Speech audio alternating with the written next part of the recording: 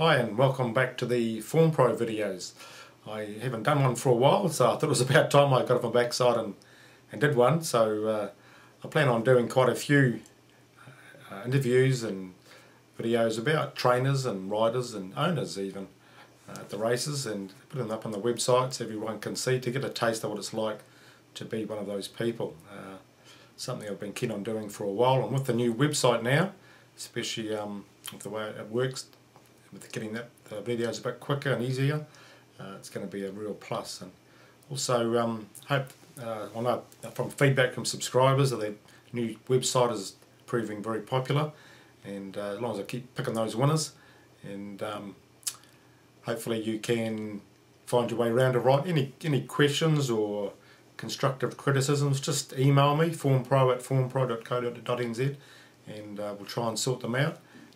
A couple of suggestions even on the website. One chap asked me to show my confidence level out of 5, so I'm doing either 1, 2, 3, 4 or 5 out of 5 to show the confidence level, 1 being very low and 5 being very strong, and hopefully that helps you get a guide where my confidence is rating. I rate a race 4 or 5.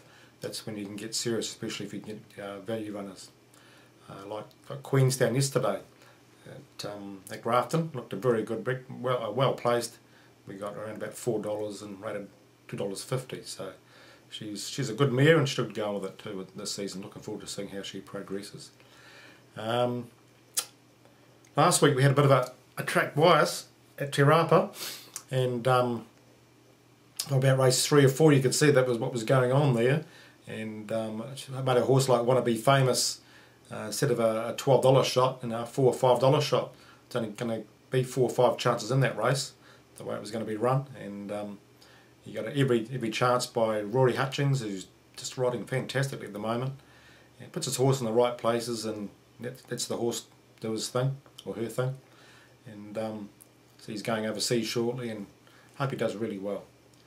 Here back to the bias. It's just a lot of, I've spoken to a couple of riders since then, and a lot of must have been new sand put on the track, because a lot of sand was flying back more than normal here, and would obviously put a few horses off.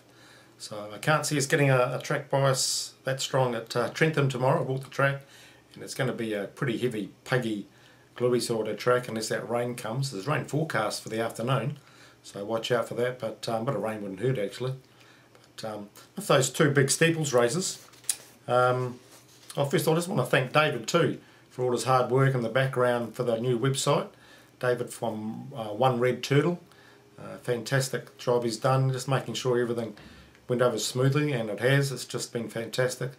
So thank you very much, David, for all the hard work you've put into the background there. It's been fantastic. Tomorrow the book has got a special actually in the 2 jumping races, which makes it pretty tempting to have a bid actually, because if they either fall over, are brought down, or the rider gets lost somewhere in the journey, you'll get your money back. So it takes the factor of that out. If it gets pulled up, you won't get your money back. But any of those 3 things, nice bonus. So I'll go just preview those 2 races and see if we can find some value there. In the first race, race 3, the hurdles, pretty even market. The bookies have got it up 1, 2, 3, 4, 5, 6 horses paying $8 or less. So that in itself tells us how even this is, and it's going to mean horse that handles the track, I feel, is going to be puggy track. So a horse like Hound's Cry, I think at about $5.50 is probably the best value in the race. He won really well. I was out there when he won 2 starts back and went past me looking really strong. I thought, well, he's a nice horse for this kind of race. Gets in on the minimum from the Strong Myers stable. Matt Gillies is on him, good rider, and I think his record on the track obviously speaks for itself, and he's got to be tough to beat. Number 6, Just Got Home. His record on a heavy track isn't nowhere near as good as it is on a better track, a slow track. So there's that question mark. He's a good horse, Cody Singer, good rider, and I think he has to be a place chance. What have I gone for? 3rd and 4th. Number 1, Harvest the Gold. If he was ready, you don't know, he's had 2 runs. At $8 he's pretty tempting. He's a really good jumper, and if he was anywhere near his best form, he can beat these. And number 2, Mahanadi. Bookies have mentioned that the money is coming for him, which makes it interesting. You just don't know with him though, the way he's been jumping, but he did jump a bit better last time and ran home nicely. So on the track he likes, he's the one you've maybe got to have in your trifectas and first fours. But I think the stablemate Hound Scry at $5.50 is a good bet in this race. So just back him for a win, $5.50. And if the rider is if he's coming 4th or 5th into the turn and looking like he's battling, he'd be hoping the rider jumps off, but I'm sure he won't do that. But it's going to make for an interesting race anyway, so looking forward to it. Now on the steeples, the Grant Plumbing Wellington Steeplechase, I think there's a really good bet in here, because the track, the figure of 8 is a much better surface than it is on the course proper, and that's really going to suit Palemo, number 3 Palemo. I got stuck into him last time. I thought just a better track at Hastings. He took an outstanding bet, and he bolted in there. We had the start before, it was heavy at Awapuni, a real slog, and he just struggled behind Tim and what was the other one, Dumini. And I think it's a better track because they go in the figure of 8 for most of the race, and they cut back into the straight with about 300 metres, 400 metres to go, and it's that slog down the straight. But I think they'll get to the outside, which they do where the fences are, and I think he's perfectly placed to win this.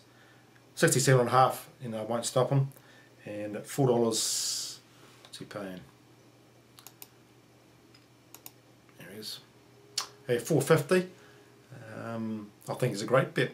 I reckon you back him with that.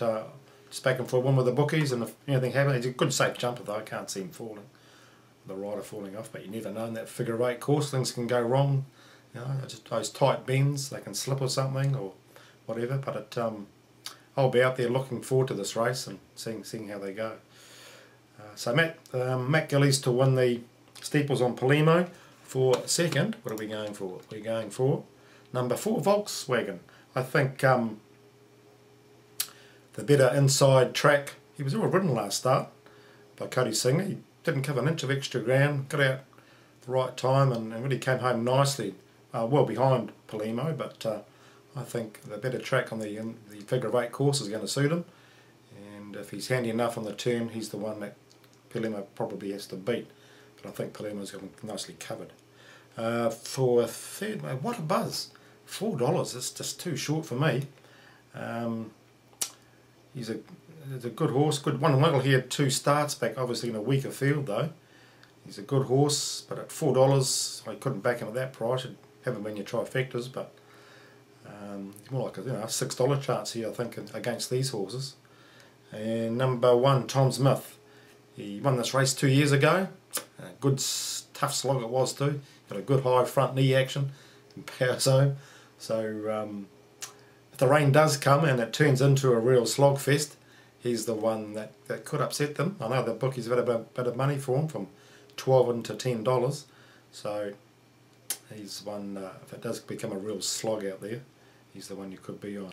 In fact, if it did come, the rain is forecast to come in the afternoon, so if it came early on and became really tough going, probably Tom Smith would be the way to go. Okay, well, the dog ratings, they're going really well. We had, the magic number seems to be 7. Probably in the last month or so we've had about half a dozen meetings where we've got 7 winners up out of the 12 races on the top rated predictor dog. And even like last night at Christchurch there was 7 from 12. We just can't break that 7.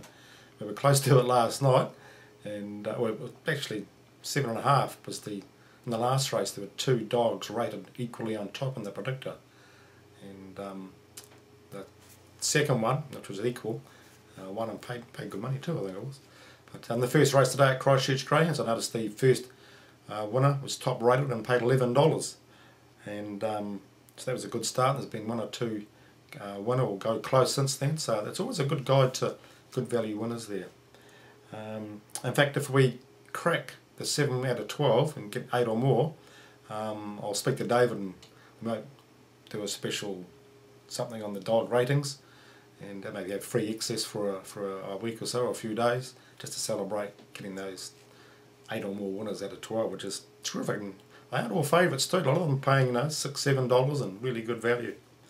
Well, tomorrow when I go to the races, I'm going to be filming a couple of horses pre-race for their, the stabling area, speaking to the trainers or owners if they're there too, and just seeing what goes in before the race, what happened its previous start, how they feel it's going to go, and I'll try and get some film of it during the race, and also hopefully in the winner's circle after the race. If it doesn't win, doesn't matter, we'll see how it goes and what the reaction is afterwards. Just to give viewers a feel of what it's like to train or own and ride a horse too in a race. It's just it's amazing what goes on before the race and after the race, and obviously during the race is most exciting. But looking forward to doing that, and I'll post that video up next week sometime, and you can enjoy that. I've got the early selections up for Saturday. I've got actually 3 bets I like for Trenthan tomorrow, despite the heavy track, really heavy track, but I think they're good value. Spoken to the connections of them, and hopefully they can do the job for us. I see Avondale's, or Ruakaka's gone to Avondale, and obviously with all that bad weather they're having up north, and hope everything works out for people who are living up there. But Avondale, I see it's a slow 9, but with rain forecast tonight, Friday night and Saturday, parts of Saturday, it's going to be a heavy slog. There's a couple I like there, but the heavy track won't suit them, I think, so we'll just see how things go there. And in Sydney, some nice fields there, nice horses, and I might have 2 or 3 there. I know one horse I'm very keen on there. I'll be posting tomorrow. I think it's a home run. But we'll see how we go, and enjoy your punting, enjoy your racing, and we'll see you next week.